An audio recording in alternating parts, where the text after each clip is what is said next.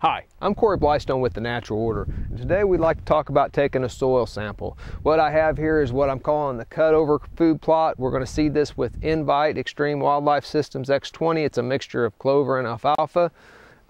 This is called the cutover because we actually have an Invite food plot on the opposite side of this timber behind me, and we've mowed a path across the timber and through the timber to cut over into this food plot.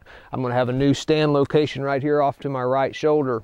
But the number one thing we do when we decide we're going to establish a new food plot is take a soil sample. That is the number one priority thing to take care of once you decide you're going to put in a new food plot. It doesn't matter whether it's just corn, beans, some type of blend, whether it's from Invite or another company.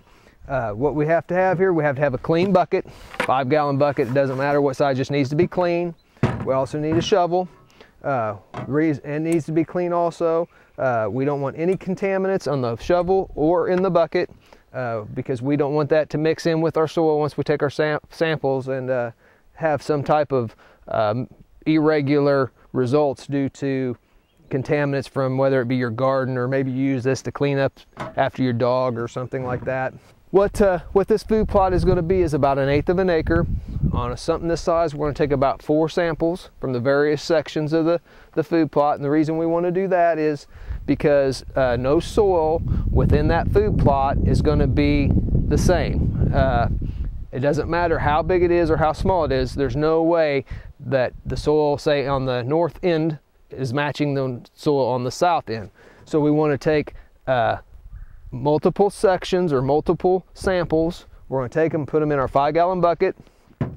We want them dry, mix it all up. Then we're going to take it, put it in our Ziploc bag. Do not seal the Ziploc bag. We don't want any moisture or condensation to build in that bag. It might contaminate our sample. Then what we're going to do is we're going to take that sample off to an extension office or a soil conservation agency or something like that. It'll do a soil sample on it. Lots of your universities will have an extension close to you or where your property is or in your hometown. And they'll take that, send it off to the school. They'll analyze the actual soil that you sent them.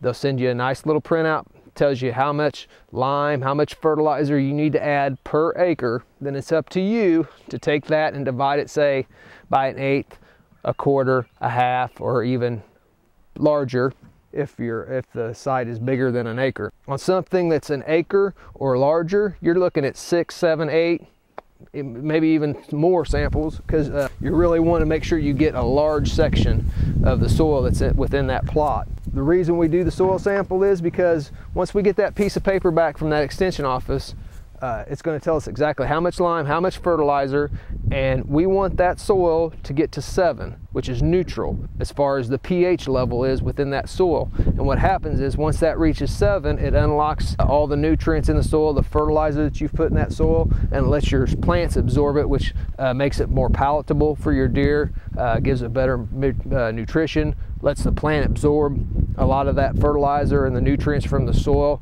gives it a better taste. Your deer will eat more of it, they'll consume it, it'll naturally produce better racks that way. Number one priority, take a soil sample.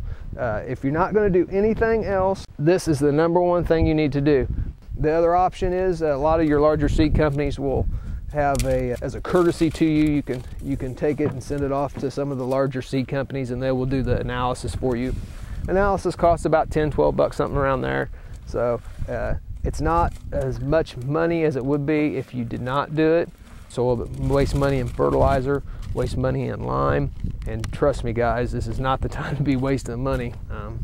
So number one priority, take a soil sample, get it done, get it off, get your lime and fertilizer dissed in when you get ready to turn the ground over before you plant.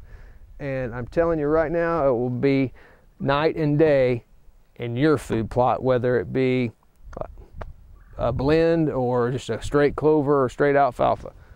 So I'm Corey Blystone with The Natural Order. Stay tuned for more tips, management tips, and product reviews. And like we always say here at The Natural Order, manage, pursue, harvest. Have a blessed day.